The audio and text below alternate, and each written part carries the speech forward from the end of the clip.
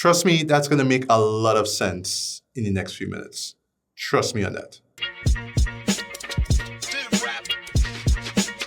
For an album with the title of A Death Night in Heaven, NEMESIS, Elite Task Force of the Abyss, it's only right that the word soundtrack be included as an intertitle on its cover. Even though this new album from Toronto psychiatrist and Hounds and Jackals founder Bruce Ballin is the actual soundtrack to one of his fantasy role-playing games, it also sounds like the soundtrack to a mid-80s sci-fi fantasy movie that you first saw on cable television when you were a kid, got the full gist of its nuanced story as you got older, and eventually bought on Blu-ray to replace your defective VHS or DVD copy. Now, I recently reviewed the Hounds and Jackals jazz album, Don't Stiff the Ferryman, which was my official introduction to Bruce's role-playing based fantasy world where creative mediums like music, theatrical magic, and card and tabletop games are used to promote mental health awareness. I also knew that with Bruce's other albums, released around the same time period as Don't Stiff the Ferryman, this fantasy world of his will expand in grander, weirder ways I didn't expect.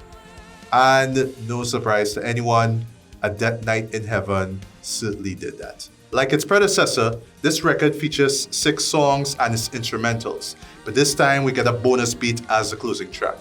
Once again, Bruce and fellow musician Mario Dupont take charge of the production and musical compositions, and singers Martina, Questa, Ziberia, and Emina Bajtarević return to handle vocal duties. Added to this album's lineup are Imago, Latens, male vocalists Mateusz, Bakiera, Jalloway aka Theo, Thomas Hoffmann, and Volodymyr Chyzhovych, the two latter of whom provide background vocals for the track Fair Equestria. What's fascinating about this album is how it structurally feels like the first act of a feature or premiere episode of a TV series.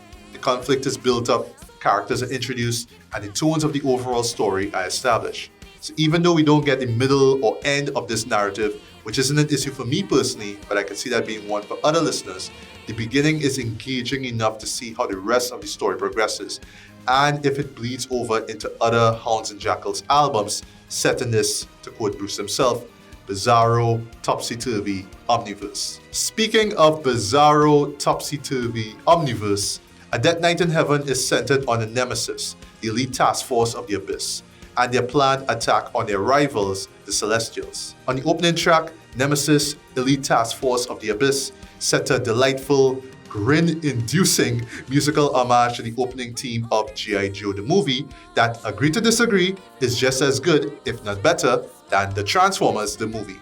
Emina Bajtarević plays the dual roles of an angel and demon, laying the narrative groundwork for this cosmic wartime adventure. On the next track, I Am the Power, we're introduced to the fanatical celestial leader Barbenheimer, whose plan is to use a missile to erase free will, eliminating evil in the process, and rule the universe. Not only is this song the best on the record thanks to its fantastic performance by Ziberia, colorful, disco-inspired production, and witty take on the Barbenheimer film event of 2023, but it's also a genuinely clever subversion of the beloved Princess of Power, She-Ra, from the He-Man animated universe. Subversion is the main theme of this record, as every individual introduced in its narrative exhibits a skewed moral compass despite their character archetype. Take the following 2 tracks, Lords of Limbo, The Saladi, and Beware the git'cheekee, performed by Theo and Mateusz Bakiera respectively. Both songs incorporate metal-style vocals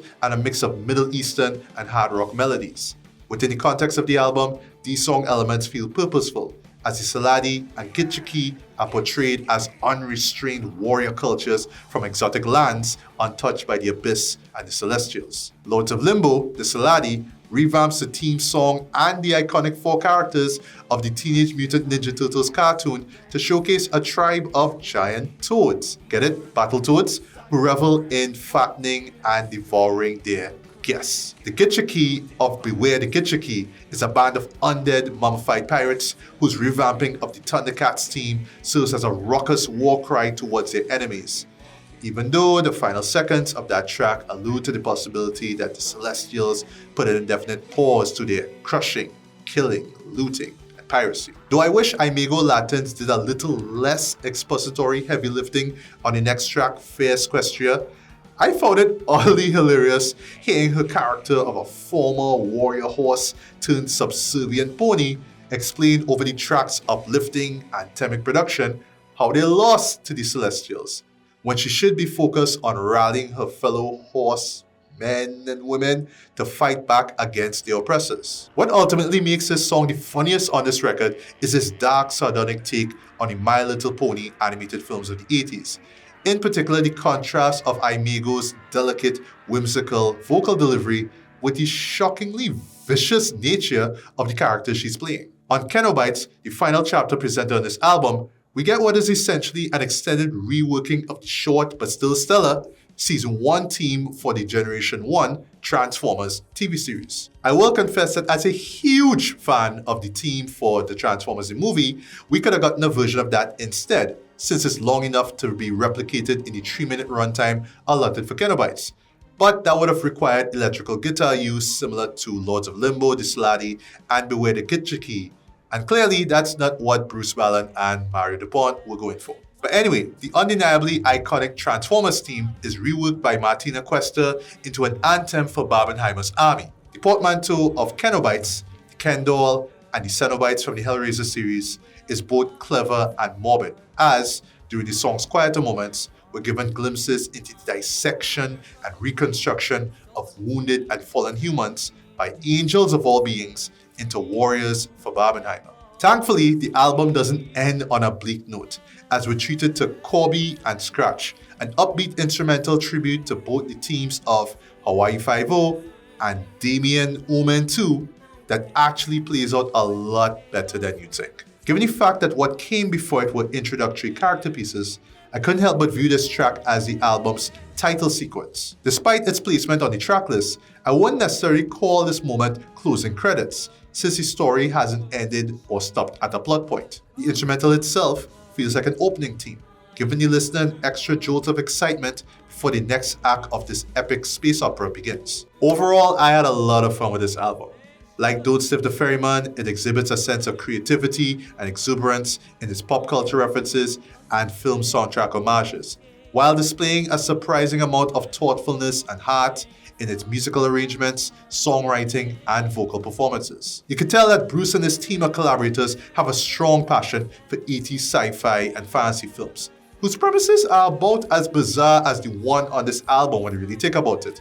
In addition to having a clear understanding as to why the fandoms for franchises like G.I. Joe, My Little Pony, and She-Ra Princess of Power never waned in strength over the years. In short, if you're looking for a wild, weird, experimental, pop-rock operatic tribute to the grandiosity of 80s entertainment, look no further than A Death Night in Heaven, NEMESIS, Elite Task Force of the Abyss. That's why I'm giving this album a 7 out of 10. And that's my review of A Death Night in Heaven, which is now available on the Hounds and Jackals Bandcamp page. If you checked out the record, feel free to let me know what your thoughts were on it in the comment section to this video. And yeah, it's a wrap.